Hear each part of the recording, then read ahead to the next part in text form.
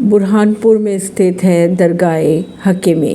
सैयद अब्दुल कादिर हकीमुद्दीन साहब का जन्म 10 नवंबर 1666 ईस्वी को रामपुरा में हुआ था। उनके पिता का नाम बावा मुल्ला खान साहब था।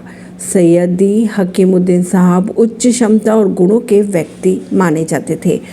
उन्होंने अनुसरणीय उदारता, विनम्रता, दानशीलता का परिचय दिया। उन्होंने अपनी सारी कमाई दीन और अल्लाह की राह में अर्पित कर दी। उन्होंने इस्लाम के 7 स्तंभों में से एक और धर्म का नियमित अभ्यास यानी कि नमाज 5 बार अदा करना कभी नहीं छोड़ा। उन्होंने अपने ज्ञान से सभी लोगों को अपनी ओर आकर्षित किया। वह मानवता की मूर्त रूप माने जाते थे। लोग उन्हें इंसान के रूप में फरिश्ता भी मानते थे। उन्होंने बचपन में ही कुरान को पूरी तरह से याद कर लिया था, यानी हिफ्ज़ कर लिया था। उनके कुरान पाठ को श्रोताओं पर एक मंत्रमुग्ध प्रभाव पड़ता था। यहाँ तक कि जंगली जानवर भी कुरान पाठ के दौरान उन्हें घेर कर बैठ जाते थे, ऐसा कहा जाता है। वे एक साहित्यकार के रूप में जाने जाते थे, जिन्होंने एक महान लेखक और कवि के रूप में दावत के साहित्य में एक स्थानीय योगदान भी दिया। हर शुक्रवार को यानी कि जुमे को वह अपने समुदाय के मामलों की जानकारी लेने के लिए उन समाजों में से एक में जाते थे जहां दाऊदी बोहरा समाज रहता था। उन्होंने कई व्यक्तिगत और सामाजिक कल्याण और परंपराओं की स्थापना के लिए कार्य किए। बात करें उनके मकबरे की, तो उनका मकबरा पहली बार लगभग 2.5 शताब्दी पहले बनाया गया था।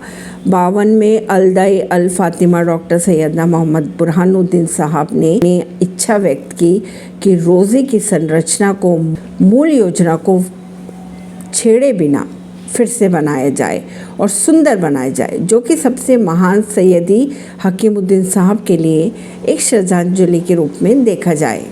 इसे फातिमा वास्तुकला और दर्शन की सर्वश्रेष्ठ परंपरा में पुनर्निर्मित किया गया।